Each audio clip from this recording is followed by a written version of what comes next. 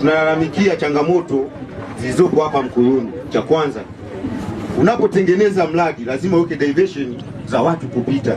Safi kabisa. Mkandarasi aliyochukua hii tenda, hususan ng'ambo ya pili, hizi njia diversion za kuingia huku hakuna. Kama kesho ni Jumapili, sisi dereva bajaji tunaupaki upande wa huku hatufanyi kazi. Kwa hiyo ni changamoto ya mkandarasi anayotengeneza hapa, vitendea kazi vyake sio vizuri. Naomba kama serikali hii adha waitatue na iondoke. Macho yangu mimi sio msomi, sio msomi, lakini ukijenga nyumba kwa miezi 12 hii, kama process ndio imefikia hapa, je, huu mwezi mmoja mradi utaisha huu? Hauwezi kuisha, yani uko slow. Kwa hiyo mimi nachoomba jitihada serikali ipiganie hili swala. Wameanza kubomoa tangia mwaka huu mwezi wa pili hadi kufikia sasa hivi mradi haueleweki. Tangu mwezi wa pili wametengeneza nguzo mbili. Sasa hivi kama sisi wafanya biashara huku hatufanyi kazi, tunateseka kwa sababu gari zipiti huku, kwa sababu tunategemea gari zikipita huku tunapata biashara. Point hiyo nimeelewa. Kingine nilikuwa ninachoomba kitu kimoja, huu mradi tu ungemnyang'anya huyo jamaa. Huu mradi haumfai kwa jamaa, hata vitendea kazi alivyo navyo haumfai. Vitendea kazi nimepanda mrefu ni kama vimeoza. Vitendea kazi yafanye huu mradi, kwani nyang'anyi watatuchelewesha wengine. Kipindi cha nyuma alikuwa pana mitaro. Mitaro ilikuwa maji yakijaa, maji yanapita ongea na kwenda hivyo inakwenda. Sasa hivi mitaro hii alivunja na nini kwa kupanua barabara. Mitaro sasa hakuna. Kwa hiyo maji yakija yanachia sokoni kwa biashara huko, kama yanapata maduka. Kwa hiyo mheshimiwa mkuu wangu hapa, wananchi hawa wana kero. Na mimi nakubaliana na nyie kwamba mradi huu umechelewa na hatuna sababu za msingi za kuchelewa kwa huu mradi.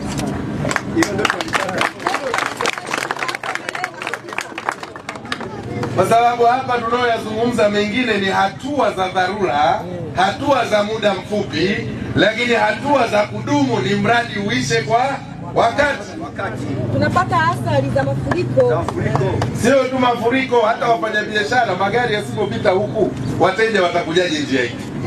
Hata ambulance haiwezi kupita, zimamoto nayo haiwezi kupita, hata bajaji naye hawezi kupita. Kwa hiyo hayo na jana mtu mmoja hapa kanitumia message, mzee njoo Mkuyuni, sijui yule mtu kama yupo hapa. Na mimi nikamwambia nitakuja Mkuyuni, kwa sababu kazi yetu sisi ni kusikiliza na kuona. Tunafanya kazi kama Tomaso, ukiambiwa Yesu kafa lazima uguse mwili wa nani? Wa Yesu. Ukiona ubaridi unasema kweli bwana mkubwa kafa. Kwa hiyo waliponiambia bwana mzee kazi ya mradi haiendi, nikasema nitakuja. Lakini mitaro haitoshi. Lakini anachokusudia kusema mitaro hii ndio hii, kwamba mitaro hii imejifukia, kwa hiyo maji hayawezi kupita. Na wote sisi tumeona, hakuna ambaye macho yake. Kwa hiyo tumeona changamoto hii ya mitaro.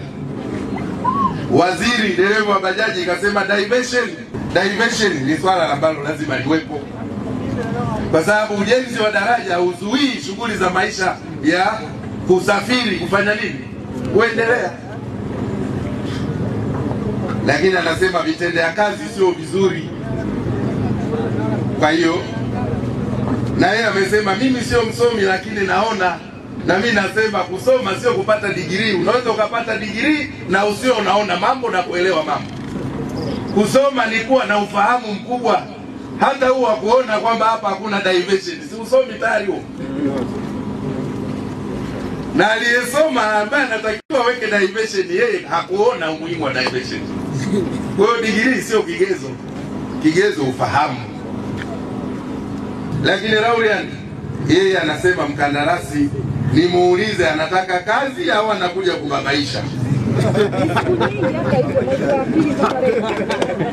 Kwa hiyo majibu wote tumeyapata kwamba mkandarasi ana ubabaishaji ndani yake.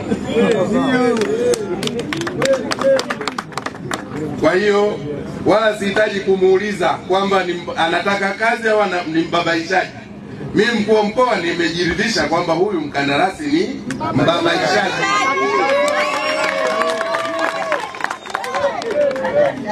Sina hata haja ya kumuuliza. Ndio. Tatizo kubwa lililopo kwenye hii barabara, cha kwanza kuhusiana na swala diversion. Mkandarasi hii barabara anachelewa sana kuikwangua. Kwa hiyo kunatokea shida moja. Wakati magari yanatembea taratibu. Sasa kwa mfano mimi nina gari la mzigo, labda tani 3. Ile barabara ya kule. Ya kule. Sasa unatembea taratibu, kuna gari nyingine ziko nyuma yako zinatakiwa ziwahi. Sasa askari anakuita ili uwahi kutembeza jambo. Lakini kimsingi gari lako limebeba mzigo mkubwa, hauwezi kutembea. Kwa hiyo ndio maana kule kunakuwa na jamu kubwa sana.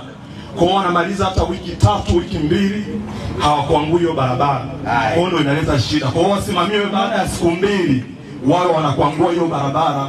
Hiyo shida ya jamu wanatesa maaskari, wanatugombanisha na maaskari pia sisi. Halafu kuna kauli wanasema kwamba sio kazi yetu, ni msaada tu. Sisi hawatusaidii. Ni kweli tumewaajiri. Ni kweli tumewaajiri. Kwa hiyo Ambrose bana, huyo mkandarasi wako ajue kwamba sisi hatupi msaada. Hii ni haki ya kimkataba ya wananchi wa Jamhuri ya Muungano wa Tanzania. Hatupewi sadaka, kwa hiyo atekeleze masharti. Kwa hiyo na kukwangua ile barabara kama ambavyo anasema ni kweli, foleni ni ndefu sana asubuhi na jioni.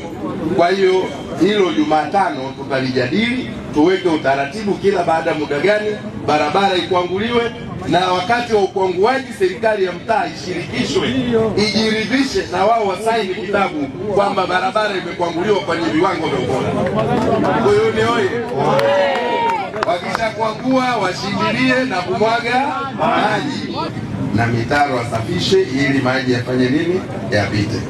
Kwa hiyo leo Jumamosi, kesho Jumapili, Jumatatu, Jumanne, Jumatano nataka management yote ya huyu mkandarasi na nyinyi TANROADS tukutane kikao cha kujadili uwezo wa huyu mkandarasi. Kwa sababu mimi siwezi kufanya maamuzi hapa bila kupitia mkataba, ili tujue kama unataka kuvunja mkataba, serikali na nchi yetu haitakiwi kuingia hasara. Na tayari mkataba umebakia mwezi mmoja. Kwa hiyo pia akishindwa kucomply katika yale tutakayomweleza ndani ya mwezi mmoja, mkataba utakapokuwa umefika ukingoni, maana yake sisi hatutarenew nini? Mkataba. Kwa hiyo siku 3 mifereji diversion iwekwe. Jumatano management, watu wenye kauli na maamuzi katika kampuni hii, na wataka wafike ofisi ya mkuu wa mkoa.